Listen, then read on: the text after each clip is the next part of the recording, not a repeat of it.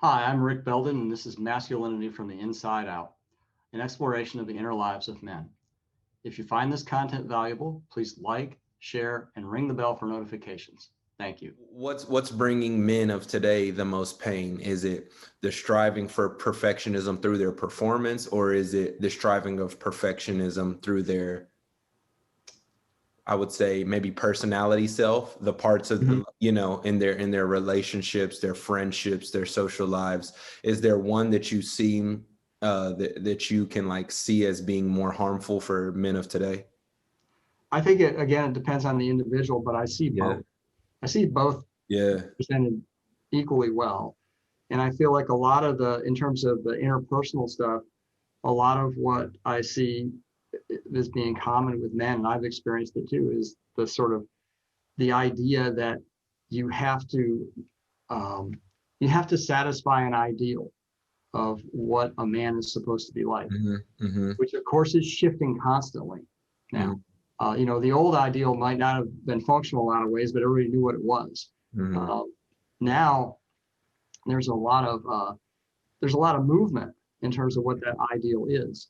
So I think for a lot of men, in terms of the interpersonal part, the ideal and the sort of perfection model is I'm on top of everything all the time, Hmm. and I can do everything myself, and uh, I'm fully autonomous. I'm fully independent. Uh, I only allow a certain range of my inner life to be expressed, because there are aspects of my inner life that I learned or am reminded on a regular basis are do not meet the ideal.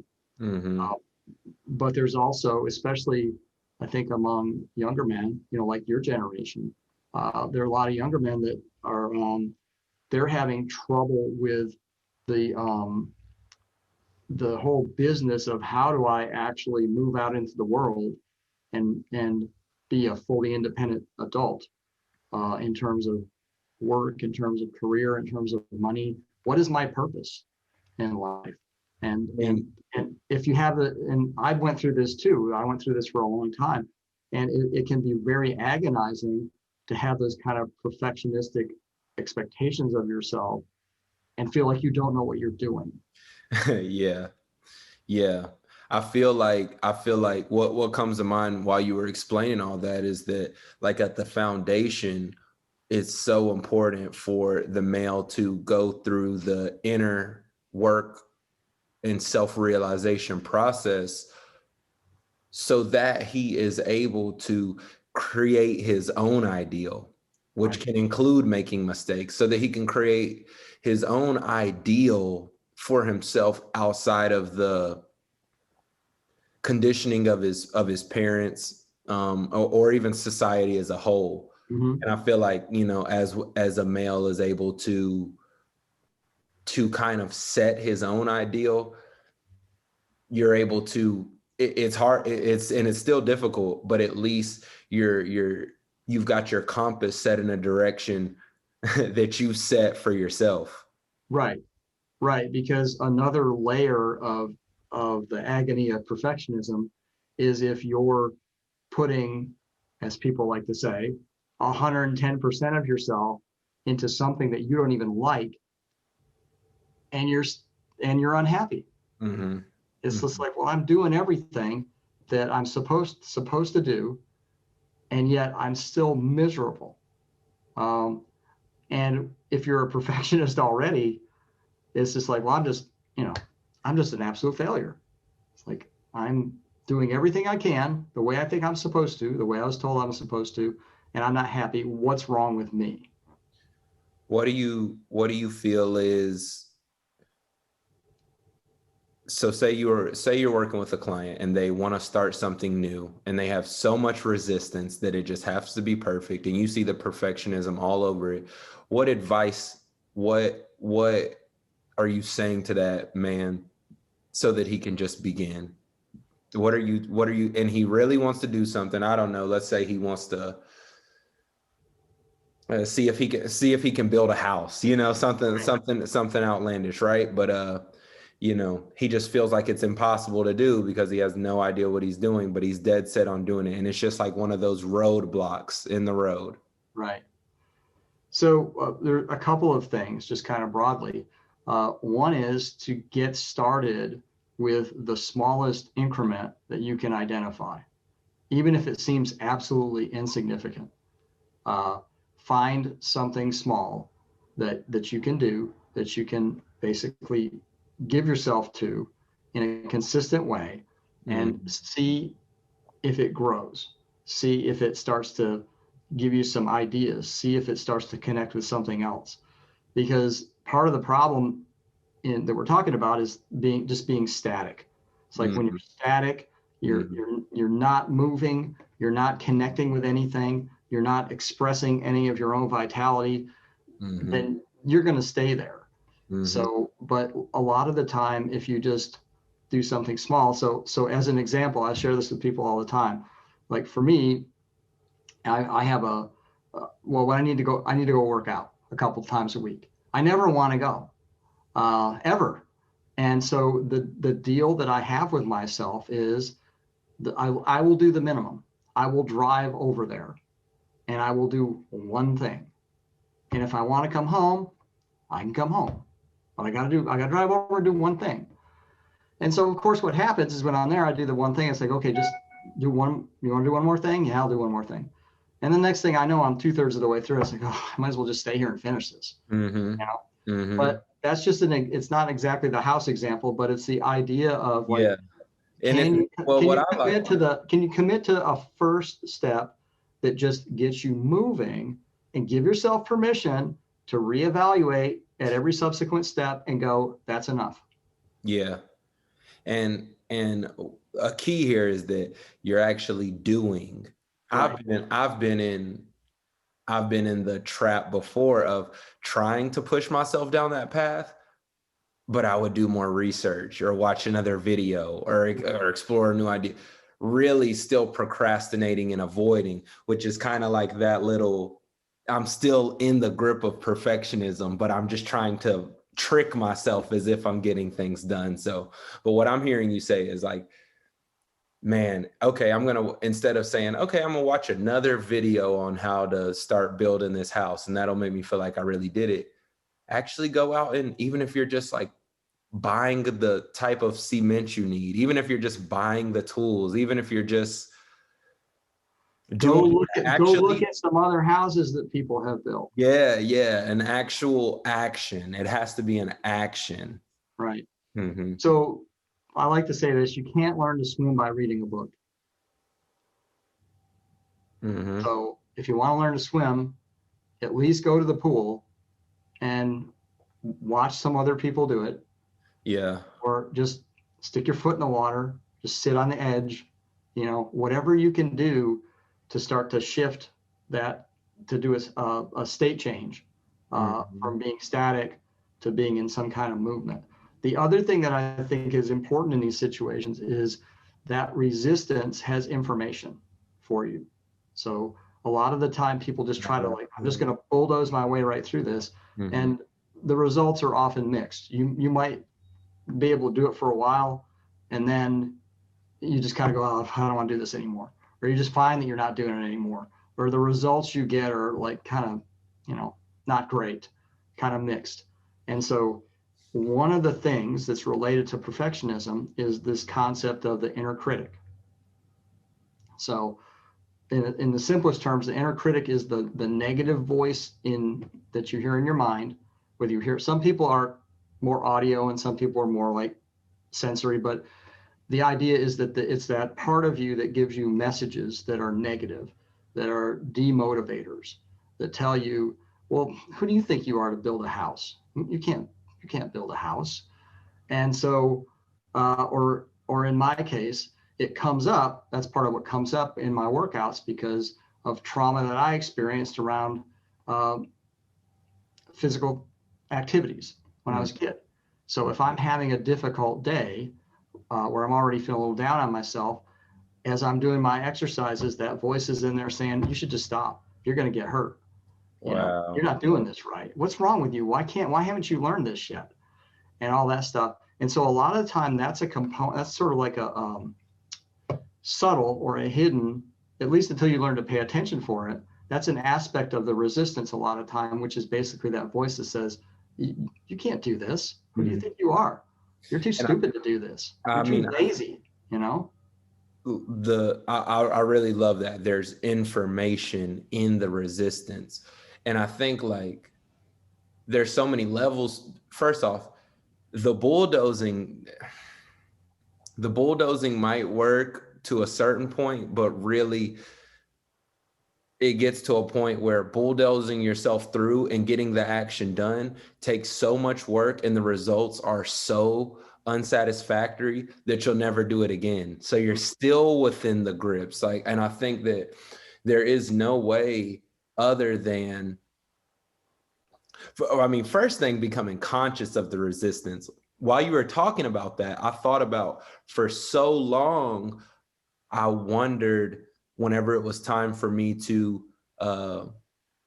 make a video or work on songs or whatever I was doing that I had a lot of resistance against at the time, I would always get sleepy. Yeah. And this was so subconscious, but I was trying to procrastinate my way out of facing it. And then it was like, wow, whenever I started to really, really learn about resistance and the inner critic and all of this stuff, I just thought I kept getting sleepy after I ate lunch, but I didn't really. And then as soon as I became conscious of that, I knew that it was like even a subconscious defense tactic to help me avoid trying to face it. And so becoming conscious of the resistance is one thing, but being with it and getting that information out of it, it is liberating. It is liberating because, well, as I like realized that the perfectionism that I was like holding on so tightly to doesn't exist, it's like, oh, well, I can go now, because that state's never coming. Even if it was really, really, really awesome, that state doesn't even exist. Right. And I think it's useful, again, to a lot of the conversation I've seen around the inner critic is about fighting back, pushing back, all that kind of stuff. And I get it. It's like I think that especially initially that's important. But for me, it's been more productive and more useful to understand that in a lot of ways, perfectionism and inner critic, it started as a protective function. Yes. Yeah. If I don't do anything, then nobody's gonna like pick on me. If Yeah. I don't try, then Mhm. I'll be safe.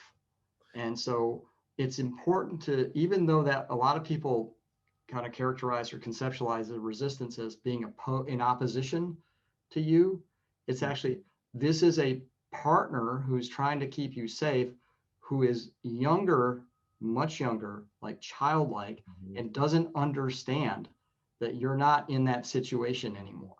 Mhm. And I think, in the inner work and inner child conversations that's going on. First off, great that the conversations are being had. So Mhm. that's awesome that the conversation is going on now. But I think that there is this narrative that like your ego or your brain functions are against you or bad, and they're not. These are all aspects of the self that are on your side. And it's just a tool that at one point it worked for you, and now, or Right. else you wouldn't do it. You Correct. wouldn't do it if it never worked for you. And it's just that like now you're, you know 40 years old, and that part of you still 11, that part of you Yes. that was it. And there, you see, when you see a person, all aspects of that person all is not developed to that age. Some aspects are developed far beyond, and some aspects are developed far, far younger. Yeah. And so that's an excellent point that you just made. So one of the questions you can ask yourself when you make contact with that resistance, or you feel it in yourself, you can ask it, or you can ask yourself, how old is this person who's telling me this? How old is this part of me who's telling me this? Mm-hmm. Um, because that is, again, that's information. Because when you identify that part of yourself, not only do you identify this is the source of the resistance and this is what it thinks it's protecting me from or whatever. But you're also identifying a part of yourself, as you said, that is not fully developed yet, that is in an arrested state of development because of the environment or whatever the experiences were at the time. And that part of you needs some help to come up to speed and come into current time, because it's not living in current time. It's still responding to every stimulus that comes in as if it was the stimulus that was coming in when you were 5. And these are all so subconscious that it can be so confusing, because you can literally, I remember it, you can literally say, I want to do this task. It's so simple. And you have no idea that the part that's not allowing you to do it, can be so deeply hidden that you don't even really know what's going on. And what was great for me, and I think this is really worth mentioning because perfectionists are going to be watching this, letting go of the perfectionism helps you get closer to perfect than holding on to the perfectionism. Mm-hmm. And for me, that was like a breakthrough whenever I realized, like, well, okay, with my impossibly perfect standards, it's going to take me like 6 hours to do this one thing, versus if I just let it be great or excellent and stop there, I can get it done in 15 minutes. And I can do like 30 things excellent in 6 hours, versus this one thing that is either going to be absolutely perfect or I'm not going to do it at all. So Yes. I began to see how, like, the perfectionism was no longer even perfectionism. It was hindering my performance. And then I was like, oh, it's not even working anyway. Right, and I think it's excellent. Also, there's that word. I think it's an excellent strategy to look at it the way that you're looking at it, which refers back to what I said earlier. It's like, what is my goal? Is it perfect? Is it excellent? Is it great? Is it optimal? Is it good enough? Because in a lot of situations, good enough is good enough, Yeah. because it keeps you moving. And when you're moving and you're taking action, you're getting better at what you're doing and you're getting more information. And more information is good, because the information you're getting when you're moving forward is coming from your life right now in real time. Yeah. Helps to sort of neutralize and counterbalance the information from when you were 5 or when you were 11 that you've been running with in the background, that's Mhm. been determining whether you feel like you can do something properly or not. Right. And depending upon how ambitious you are, that your scale of good enough may have to just, like, doing something awfully but still doing it may have to be good enough, which is like, has to be okay, because that information is how you get closer to where you want to be. That's how you learn. That's how you learn. So like Yeah. if you think about anything that you've done in your life that required a commitment over a long period of time, you're not very good at it when you first start. You True. might have some talent for it. You might be able to do things innately that the person next to you can't do, and maybe they have to work longer and harder Mhm. to get up to that level of proficiency. But I mean, I can think about that. So like I was in information technology for most of my adult life. So I have a degree in computer science, and I had to learn how to program, and I didn't know anything about it when I started. And one of the things I had to learn was, the first time you run this, it's going to have a ton of errors. And that is not a comment on your ability to do it or your inability to do it. It is merely information that you need to have so that you can learn how to do it. Right. And along the path of becoming a perfectionist, we tend to fall into the illusion that whenever we started programming, we were perfect from day one, or when we started playing basketball, or when we started playing the guitar or piano, we kind of forget, we kind of forget. And so I think in itself, the perfectionism practice of, your method of allowing good enough, it is inner child work, because you're reconnecting with the part of yourself that allowed you to function at something without the demand of it being high level True. performance. So Yeah, you have to go back and get advice from, whatever age you were whenever you started, before you became attached to your performance and whatever aspects we all are, because you weren't always at that level. right. And that's important too, because there's another aspect to the whole perfectionism thing, which is self-loathing.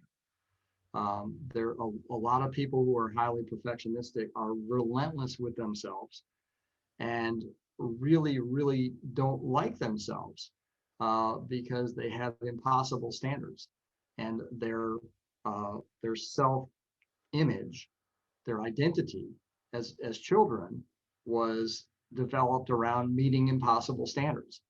And as an adult, when you can't meet impossible standards, it's easy to feel like you're deficient. It's easy to feel like you're someone who doesn't deserve what you have. It's easy to feel like someone whose life is just going to, like, the bottom's just going to drop out at any point, because you're not meeting the standard. You're not sure why everybody else doesn't see it.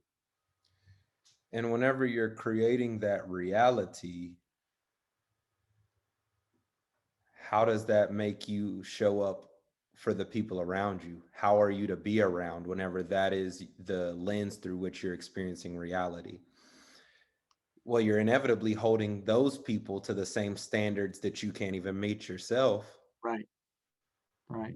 Makes you an awful husband, awful coworker, awful friend, because now you're projecting that unworthiness. Hmm. And you're hiding a lot because you don't want anybody to see that you're not. Yeah. And I think too, I don't know if this is true for you, it's certainly been true for me. It's not as if I'm perfectionistic in one aspect or one area of my life. It's across the board. All right, let's say there's somebody who's going to who's going to see this video and say, "Well, I feel like I'm just geared towards success. I don't feel like I'm necessarily a perfectionist. I wouldn't call myself a perfectionist." Do you have any sort of like tests or exercises they could do with themselves to see if maybe their high standards are causing them suffering or not? Is there any practice that somebody could do to be like, oh, maybe I am a perfectionist, or no, maybe I'm a healthy high achiever? Well, I think the key question is, are you happy and are you satisfied with your level of performance in this area that you have targeted as being important to you? And how do you quantify being successful? Is it is it something that's attainable and you can actually see yourself? A reasonable human being could do that, or is it something that's not attainable but you approach it as an ideal, something to aim for rather than something to achieve? Hmm. I think the conversation for me would be about, like, let's get some more information. There's that word again.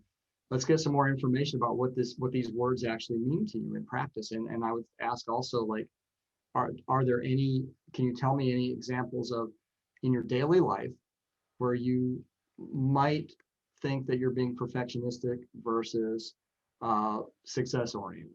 Hmm. Hmm. I think it's the sort of thing that, to me, the best approach and the way I approach it is, let's have a conversation about this, and let's sort of, like, I hate this word is so trendy now, but let's unpack, let's decompose the words and the concepts that you're using by default, and see if they really mean what you think they do, and see if there's any other additional meanings or expectations or beliefs or whatever that are actually encapsulated in those words Hmm. that you use. Because a lot of the time people throw words around and they know the dictionary meaning of the word, Hmm. but there's the dictionary meaning, and then there's, like, what kind of information container is this word for you? Right, right. And I can't help but realize that, or think about, like, we're talking about this perfectionism, but all of that is kind of, we're speaking on top of a layer that one is already in a position where they're constantly analyzing or judging whatever they're doing, Yeah. is already could be dangerous territory if you're constantly gauging every single activity you do, especially when it spills outside of the work. And I think for me, whenever I began to notice that the judge was there judging what I would say in conversations with friends, like, did I say the perfect thing at the perfect moment? It was kind of then where I started to realize, okay, something's kind of off. This can't be normal, that my brain is functioning. Like there was like a lookout in my brain, like every Right. single thing that's going on. It's like, you know, super obsessive stuff, like, driving, uh, brushing the teeth, simple daily functions. There was this gauge of like, okay, did I do that to the best of my ability? Hmm. And so, I feel like also too, just being aware, like, am I constantly having to prove myself to myself, give myself that worthiness, which can point you towards the deeper stuff too. Right. And that goes to the heart of the most important work that I do with people is to help them look at the kind of relationship that they have with themselves and evaluate it and go like, do I have a good relationship with myself? How do I treat myself? If I saw a friend treating himself the way I treat myself, would I be okay with that? Or would I want to say something and say, I think you're going a little hard here, you know? Hmm. What's up? This is Chris Wilson. Thank you so much for checking out the content, and I hope you found value within it. If you did, please like, subscribe, and share, as it helps the channel grow and helps me continue my work of seeking deeper truths and sharing it with the world.